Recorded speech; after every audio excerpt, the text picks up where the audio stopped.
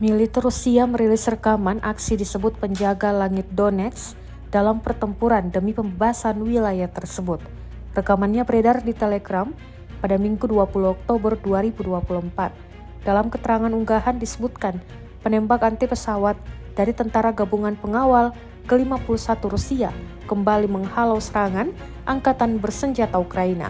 Para pejuang Rusia terus memantau langit Donetsk dan melindungi dari UAV angkatan bersenjata Ukraina.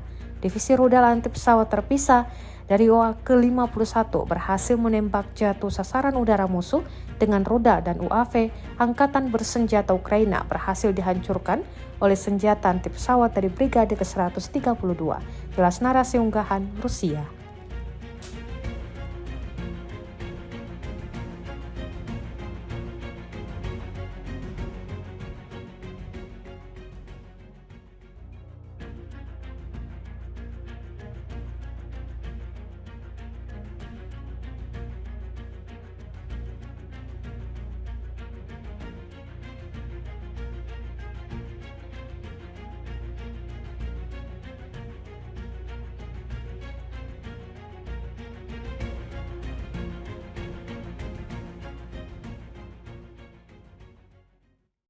Download Tribun X sekarang, menghadirkan lokal menjadi Indonesia.